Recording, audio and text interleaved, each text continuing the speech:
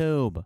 What's going on today, boys? It's that time of day again to rise, grind, get to those goals, gains, aspirations, whatever it is. Go do it! And also watch this video because it's gonna be a banger.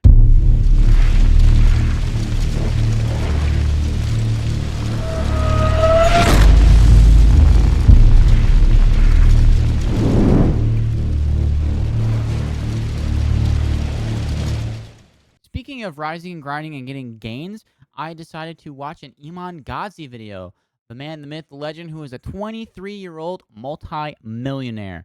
Apparently, this guy made his first $1 million when he was 18 and has been giving a lot of advice on his YouTube channel about how to become better and start a business as well. And in today's video, we're going to be watching his video on the 17 laws of the top 1% of people in the world and what they do and how they become successful. 17 Laws of the 1% by Iman Gadzhi, probably the #1 youngest multi-millionaire, billionaire. I don't know what he is, but let's get into it. Ladies and gentlemen, in today's video, I'm going to share with you the 17 success secrets of the top 1%. Bring it on! Now, what this means is that I'm going to show you an insight into what makes millionaires millionaires. But in Lots fact, of fucking work, bro. Farther than that, I've been in a very fortunate situation to make tens of millions of dollars in my 20s and have an incredible audience that multi-millionaire and listens to me. And because I've worked hard, but also been incredibly blessed in this life, that's also meant that I've had anyone you could ever imagine try to reach out to me, connect. I'm talking the richest men in certain countries I literally play paddle and tennis with. I'm talking some of the highest level footballers, some of the highest level Formula 1 drivers. I'm talking self-made owners of some of the biggest companies on earth. So the reason you're self-made too, man, is because what I'm going to share with you are things that I've personally learned in my time accomplishing a fair amount, definitely a very I'm still working on it. I'm still working on my multi-million status here. On a weekly basis. I'm getting there. Check out my website. Even though the title of the video is to give me some critiques. The top 1%. This is really stuff that applies to the top 0.01% in any given industry. So with no further ado, let's get straight into it. Now, real quick before we get into this video, all of these concepts are very conceptual and are life lessons that you need to apply. But I know for a lot of people watching, they want the, hey, do this, do that, don't do this, don't do that, to actually start with their There's own not entrepreneurial a straight path to doing it. Online this year. And there's it's tons of good kind of hard. It's really fucking hard. So after you finish watching this video, I'd recommend you check out the most popular video on my YouTube channel, where I basically compare all the most popular business models and actually break it down with an equation and a formula, what works and what doesn't work and what you should probably try based on your unique skill sets. So if you think that YouTube video may be of interest, I'll leave that as a first line in the description. I mean, I could be a freelance editor. I could be a freelance computer coder. They realize that the woman they choose give streaming advice, streaming content consulting. There's all kinds of stuff you can do. The thing that consumes most of our time is usually women. Whether that be chasing women, having experiences, having fun, whatever, doing your thing, being single, spreading your wings, all that stuff, which, by the way, I have done plenty of in the past. It's a lot of fun. Enjoy yourself. Me too, but now I'm kind of dating someone, so I don't need to chase anymore. You into thinking that's wrong. It's not wrong at all, but it is undeniably a distraction. So obviously, to build a brighter future, the best unless you find the right person, then it's not. But at the end of the day, most men don't choose the right woman to have by their side. That's what I'm saying. Something big in life don't have a partner that understands their grand ambition and understands that I found one. She's fantastic. At home, if they're going out and they're conquering and they're doing all of this for their future family, for their wife, at home, it needs to be a safe space. It needs to be a safe, loving, nurturing, caring environment. Or at least that's what applies to extremely ambitious men, which if you're watching this, I assume is a category of men that you fall into. Indeed, I do, sir. Choose women that are too turbulent, or, and I see this a lot, chaotic. Men choose women simply based on their looks. And at the end of the day, looks fade. Looks fade, and so does attraction. And I'm talking about some of the most... Don't find a woman who is the definition of chaos, who brings stress. Find someone who can support you in what you do. I found someone recently who supports me in my streaming endeavors. Voice crack. I found someone who is supportive of me in my streaming endeavors and doing whatever it is that I am ambitious and trying to achieve. Go find it. It's really fucking hard to find, but go find it. You'll be happy. Because right now, well, because for the past 2 years, you haven't seen much content from me. And, well, that's the reason why. I didn't find the right partner who could actually be okay with me taking the time away directly from her and working on this. I will be happy if I can do this sitting here at my setup, doing videos with my girl in the background, doing what she loves to do. I want to do that. That's great. It's quality time. May not be direct quality time, but find someone that you can do that with. And maybe she'll take an interest in what you're doing and you can talk about it and show your passions with someone. They may not understand what the heck is going on, but they care about it because they care about you and what you love to do. Most beautiful women on earth. I'm talking your 10 out of 10s. I'm gonna be very honest with you. For every, beautiful girl 10 out of 10 you see, there is a man at home who's been with that person for years, and no matter how beautiful she is, he's bored of her attraction. He's bored of her looks. And that's just kind of what we're like as men. But so many guys are so stupid and they think, oh, just because she's pretty, okay, cool, she'll be the woman by my side. It's very foolish because if you have grand ambitions in life, it's gonna get turbulent and you need a good person by your side. And that's really what I've noticed with the most successful men, and for me, the most respectable men that I've ever seen is, listen, if they wanted to, they had their turbulence in the past. Like they enjoyed themselves, they had their experiences, they did whatever they wanted to do. And some men that I meet that I really respect and are multi-billionaires, they've only had one partner their entire life, and that's beautiful as well. That's because they support them their whole life. Of high school sweethearts, or whether you have your Playboy era, the destination needs to be the same, which is an incredible woman by your side, and a woman that you choose not based purely on looks or, oh, if I go to a dinner party and I got a beautiful woman by my side, I'll have more respect. It doesn't matter. Listen, I can tell you high-level men, they don't respect doesn't that. matter. I think when I see a guy and he has a beautiful woman by his side and I know that it's just a little bit of fun for him, sure, that's great. But when that's his queen, like that's the woman by his side, and she's pretty and that's it, but she has no social intelligence, or they're at a dinner table and she's on her phone, or she just doesn't really know how to represent her and her man, what respect is there in that? So just understand, for the men watching this, and as you guys know, I speak specifically to men. Some wise words from a young man. 10% of women that watch this. As a man, the most important decision you will make in your life is the woman that you have by your side. Indeed. The second success secret, and this is something that personally... Indeed it is. I 100% agree with that. And I had a long conversation with my dad about it, and yeah. He agrees. My mom supported him, and he supported her. So that's the best thing you can do for yourself. Find someone who is not chaos. Find someone who is calm, cool, awesome, fun to hang out with, supports you, makes you not feel stressed. Someone who can ground you in the stress that is life. It comes from me, and I tell people this all the time. Everyone deserves an opinion. Not everyone deserves a say. And here's what I mean by that. There are certain things in life that I simply do not know. I've not done the research. I don't have any life experience. And one of my favorite things, when someone asks me my opinion on something that I'm just not very well educated on, I haven't really...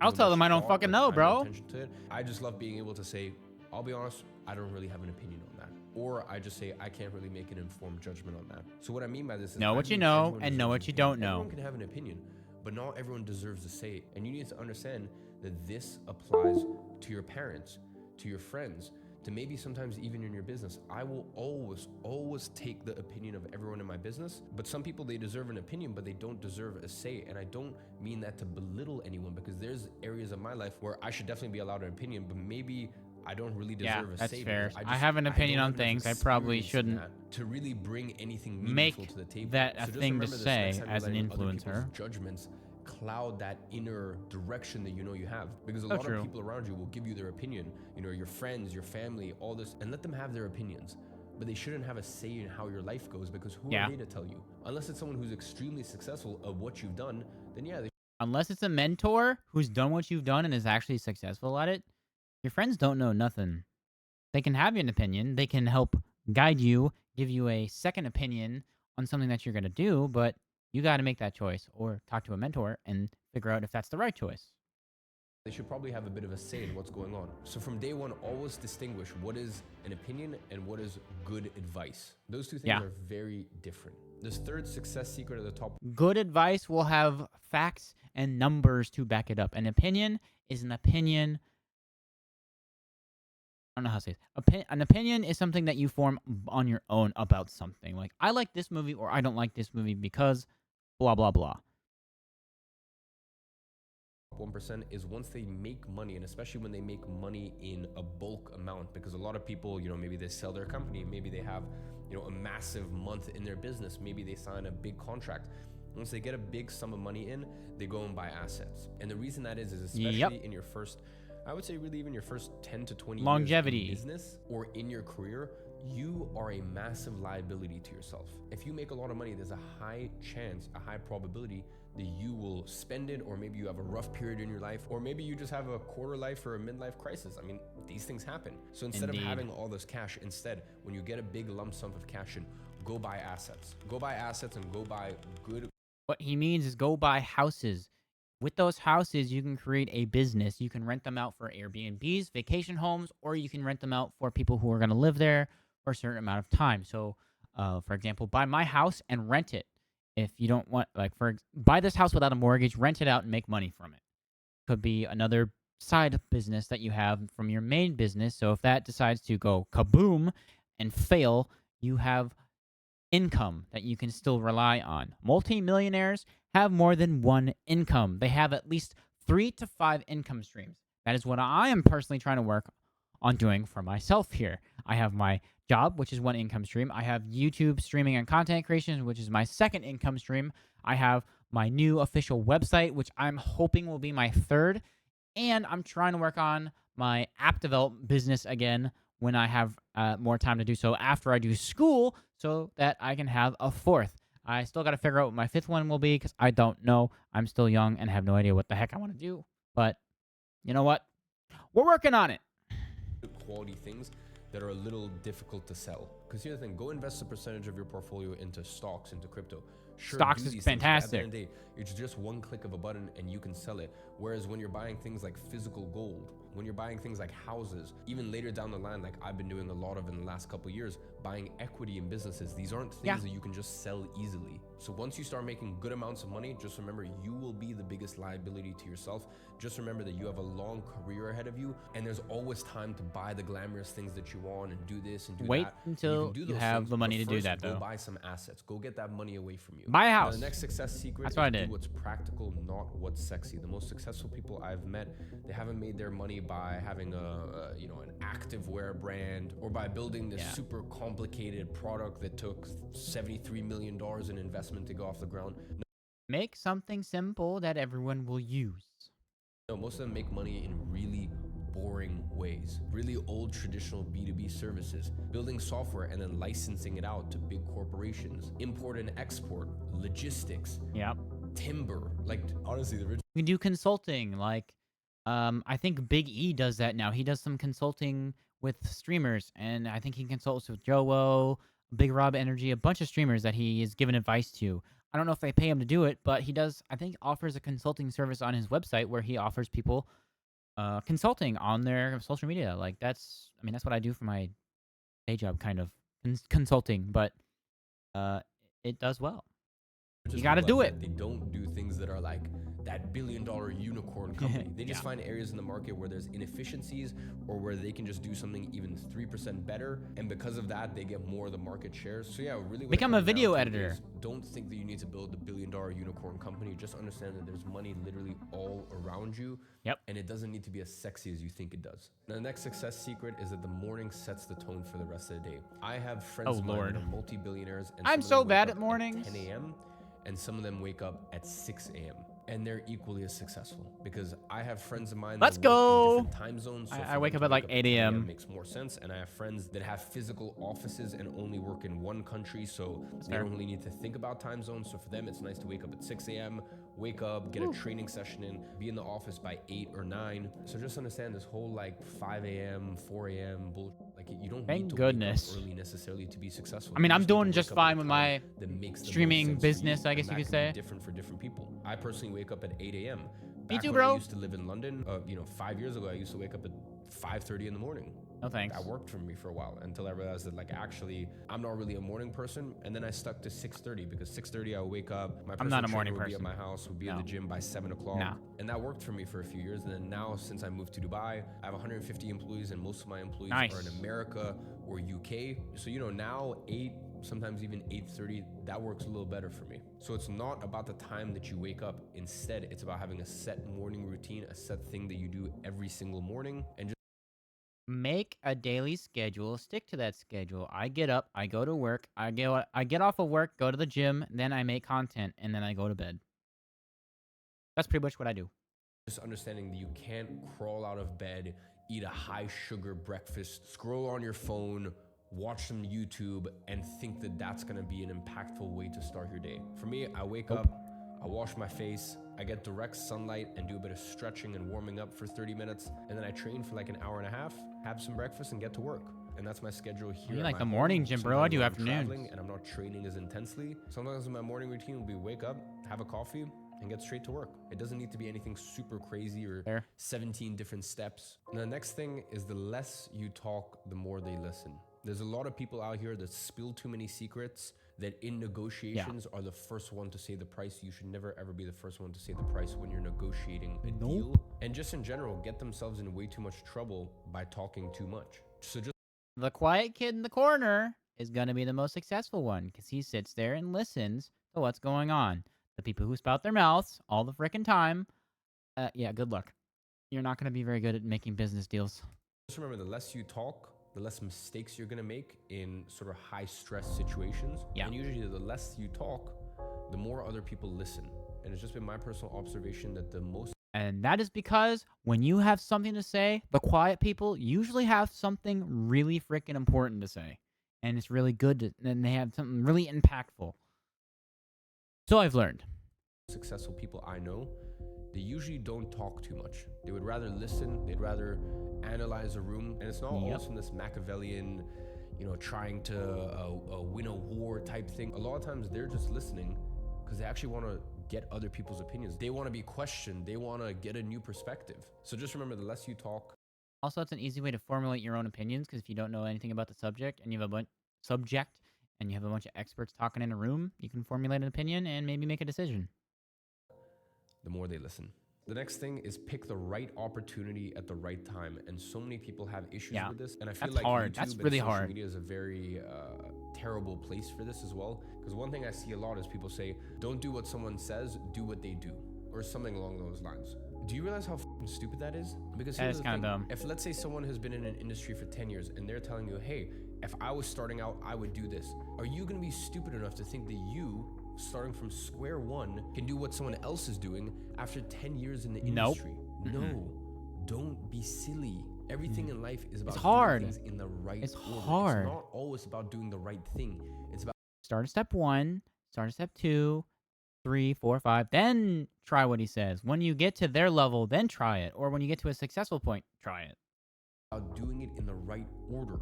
So just understand the things you do today are nowhere near as impressive as what you can do in 3 years, 10 years, 30 years. Start small.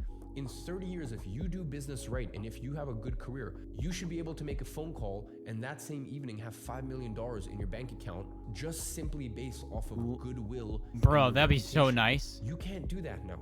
In 30 years, you should I can't do that. to sell I get like $5. $1 million, $5 million worth of a product or a service before you even create it, just because you have so many loyal customers over the years that understand whatever you put out is quality, so I want it even if it's not available yet. You can't do that right now. There's businesses in 30 years that will cost you $4 million to start. And in the first year, they're going to break even. But within 5 years of running the company, it'll be a $40 million a year company. But just remember, you have to spend a lot to make a lot too sometimes. So you don't have that. So don't look at what someone else is doing. Let's say you're a real estate agent. Don't look at what a real estate agent is doing in their 15th year as being a real estate agent. No, look at what they did when they first started. So pick the right opportunity at the right time, at what I call the correct point when it comes to your career timing. The next thing is discipline over motivation. Listen, if you're going to become successful, 100%. Most of the time you're not going to be motivated to do it. Of course not. Motivation is kind of like runner's high when you're running. When you're running a marathon, you're only going to get runner's high for some of it. For a very small portion, you're going to get that feeling where you're running on clouds and you've got this intrinsic energy and all this stuff. But that's a very You're going to die after a while. You lose that feeling of runner's high. Well, it what, sucks. you just give up on the marathon? No, you just need to have discipline. You need to lock in and you need to do it whether you feel like it or not. And that's the way having a successful career is. Motivation is great. Sometimes you're going to get it, but it's fleeting. You need to rely on discipline instead. The next success secret of what I've observed Get in a routine, stick with your routine. Keep it up, keep going no matter what. and witnessed from my wealthiest of friends is they bought A1 assets as early as they could in their career and they held on to them. A lot of these people have property in London, New York, Paris, Property is LA, key. you name it. And they've had these properties for 10, 20 years and they've held on to them. And it's not just properties, I'm talking license plates. I'm talking hotels. And I understand it's gonna take a bit of money to buy these things. So of course you gotta focus on having a good career first. But once you have a good career, buy these A1 assets, which aren't the most exciting investments. You know, you're not gonna make the craziest returns. Can you keep a license plate and then sell it? This is stuff that you can have I didn't know you could do that. And I know it's not important right now, but later down the line, and this is one of the next points that I will talk about. So in 20 years, when you wanna buy something, let's say you wanna buy a jet, you're not gonna be spending $20 million on a jet. No, you're gonna put $4 million down and the other $16 million the bank is gonna give you. And when you have incredible A1 assets in your portfolio. That is what's called a loan or a mortgage. That's what I did for my house. I put a deposit down, and the rest is now mortgage payments. Stuff that isn't the highest returns, but there's basically zero because it's not taxed. Mortgage is money from the bank that is not taxed. Risk. The banks will have absolutely zero issue giving you money. The next success secret is that if you just more money in their pocket on a win, you're gonna wake up with a loss. And what I mean by that is just because you won does not make you a winner. Winning is a continuous process. I see a lot of people. You get one win, and you move on to the next one. For me, it was like think about it in a sports way. If you win one game, that is great, but you got to go continuously winning the next game, the next game, the next game until you get to the top. We did the same thing in rowing. We won a race, we went back to work, and we won the next one. You got to keep going. People in their teens and their early 20s, and I'd say this is probably the biggest reason I'm in the position that I am, is because I made my first $1 million cash at 18. But a lot of people in that situation, they buy their Lambo or lease it or whatever, they get a nice apartment, and then they're king of the castle. Yeah. They're a winner. And they just keep winning, and they're happy with that. Or they go to bed with a win, they hibernate with a win, and then they wake up a few months later with a loss. You need to understand that it is so much harder to keep it and multiply it than it is to get it. Getting it is one thing. So of course, celebrate your wins. Celebrate the times when you said you were going to do something and you stuck to your word. But just understand that if you stay in that place, if you keep revisiting the past, then the future is not going to look very pretty for you. Now, the next success secret, and I kind of alluded to this earlier, is build good relationships with the banks from early on. And the reason I say that's always important with the banks early on is they got the money. Reasons. Number one, as much as I hate banks, at some point you will need them if you do want to creatively finance some of your assets, whether you want to creatively finance. You will need a loan at some point. Make friends with them. They may suck ass, but you need them. Business acquisition, you want to buy equity in a new business, you want to start a new business, you name it. Banks are very useful. That's what I gotta do. I gotta start buying some equity in some companies. I guess that's technically stocks. Mom's basement, and you're going, why do I need to think about or start worrying about me making so much money that I need good banks on my side that aren't going to give me troubles? Loans. Yeah, listen, and maybe this month you're not going to mortgage loan rates. You're not going to make good money. Hey, maybe you're not going to make good money for 10 years, but there will get to a point if you keep working that you make enough money that it raises normal banks' eyebrows, just normal banking eyebrows, and that's where premium banking is a step above, and then eventually you start getting into some of the private banks, and then it's a matter of where do you have your private banking and stuff like that. But the point is, from the age of 14, I started reading finance books. I started to understand how the world of banking and finance works. I don't know any of that. I should probably start doing that. I was aware, and I knew that, hey, once I have a lot of money, I need to be able to have good banking on my side. And by the way, all of my assets, I don't have financing. I don't have a mortgage on any of my properties. I don't owe any bank any money. But it's good to know that if I need $10 million by next week, you can. I have it there if I need it. It's good to know that when I need to send a wire for a few $1 million, they don't give me headaches. Because if you're dealing with normal banking, that's hard. Good luck. They're going to think you're a criminal. Even if you've been in the cleanest businesses and you have years and years of track record, it's normal banking. They want to make your life as difficult as humanly possible. So at least if you can just start thinking about these things from a young age, you don't need to apply it, but I just want to prepare you for it in the same way I prepared for it 10 years ago, well before I even made my money. The next success secret is keep your circle small. Listen, people are going to want your stuff all the time. Business associates, a lot of people can know who you are, But in terms of your actual circle, the people that you will tell things to, the people that you will keep it confide small. in, Keep it small. you have to keep that circle small, because there's only a few select amount of people that can keep up with your pace, with the pace that you're moving forward and you're evolving in life. There's only a few select amount of people that can keep up with it.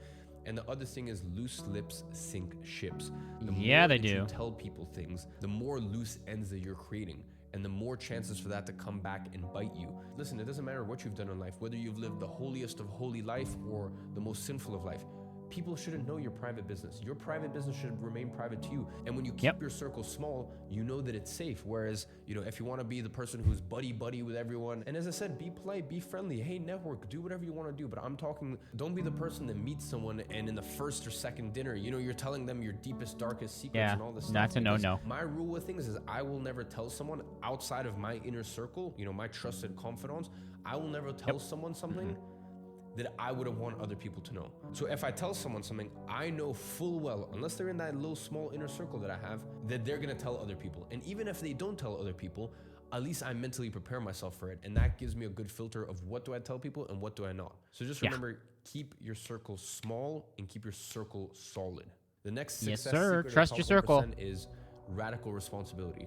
Your marriage failed, your fault.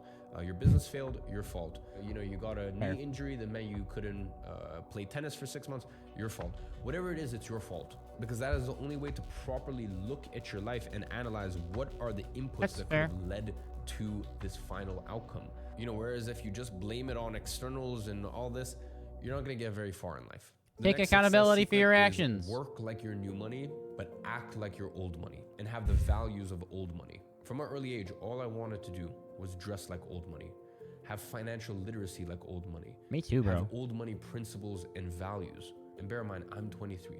I'm not perfect. I still show aspects to my life and I still talk about money in a way that probably, you know, the old money crowds would hate. But that's also because, you know, I've been uploading YouTube videos for 8 years. I talked about things openly and honestly when I was broke, and I've talked about things openly and honestly now that I've been able to. I've definitely seen him when he was younger. I don't really remember what he was talking about, but. So just remember, you want to have that hunger of new money.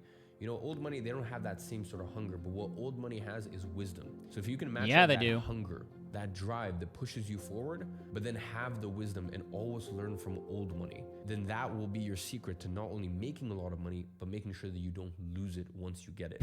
The next success secret, and this may be a little controversial, is that you are not going to change the world, but you can make it slightly better. I'm so sick and tired of these people who are like, I'm going to change the world. You know, I'll give you a perfect example. You can try. Maybe some people have. Go ahead and try. I'll say go ahead and try. This is just my opinion. Apple did not change the world. Because here's the thing. They did later. iPhone. I love my Apple ecosystem. But if Apple didn't exist, I guarantee you I would be more than happy with Samsung. There would be no void missing in my life. There would be no, you know, my life wouldn't be in shatters. I would get used to Samsung very quickly. All this stuff. So as a company, realistically, you're not going to change the world, but you can make things slightly better. And that's the beauty of it.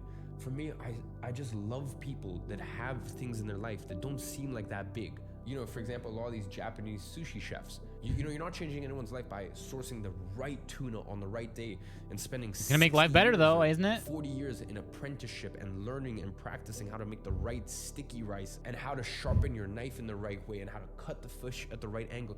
You're not changing anyone's life, but you make the day better. The world slightly better, because whatever it is that you're doing, however insignificant it may seem to you, just do it the best that you can, and then that's when the world changes. When we all, rather than trying to be this larger 100% agree. person of 100%. Like, I'm gonna change the world.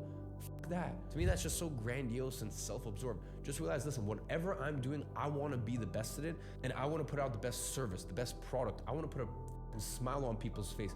I don't care if I'm a waiter. I want to be the best waiter out there. And you're not going to change the world by doing that, but you'll make the world a better place. And if we all do that, that's how we change the world. Yeah, I agree. Success secret is that private victories lead to public victories.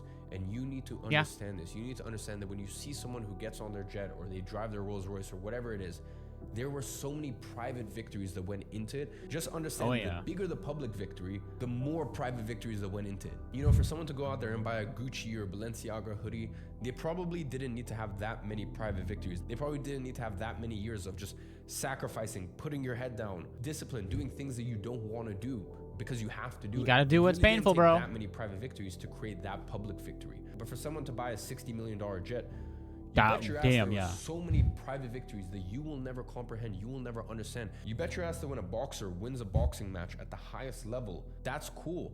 But you know how many private victories went into that? Homie was in the gym 8 hours a day, just training, and finding the best opponents he could fight before that fight. How much shit people don't see. Yeah. So just understand, whatever you want in life, the bigger the Go public get it. victory, the more private victories are going to need to go into it. And the last and final success secret of the top 1% is that after 10 years of doing one singular thing, it will start to look effortless. And I think sometimes people look at Still hard. career It's or still how hard good someone though. is at something, and they go, I could never do that. They just make it look so effortless. They make it look so easy. Of course, when you work that hard, it starts to look easy. It starts to look elegant. And you really start to have that effect after 10 years onwards.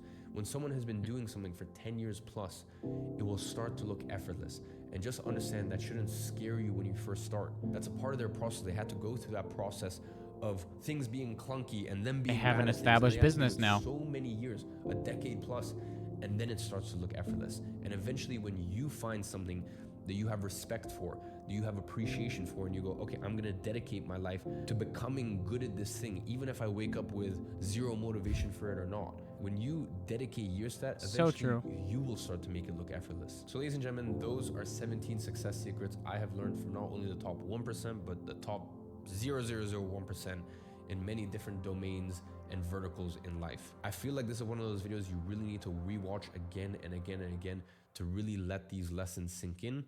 And as always, I'm watching you from afar and I'm rooting for you. Wow, that was a really good video. And yes, I agree. If you don't understand any of these, watch it again. I have learned quite a few of these the hard and easy way. So, and one of the prime examples is Tfue. Tfue started streaming when he was like, what, 12? Or he was making content since he was 12. He's stopped doing that because he's been working so hard that he's burnt himself out. I understand that some people will keep going, but he's been at it for so long. He needs a break. He's going to go hang out, chill for a while, and he'll probably I don't know. He said he was going to come back, but if he doesn't, so be it. His content will always be out there. He will always be forever known as Tfue, the Fortnite god. And yeah. But I totally agree with all the stuff that Iman Gadzhi said here. Nothing controversial, nothing bad. I mean, I implement this in all of my content, my daily job, everything I do. So, yeah, good video. Good video.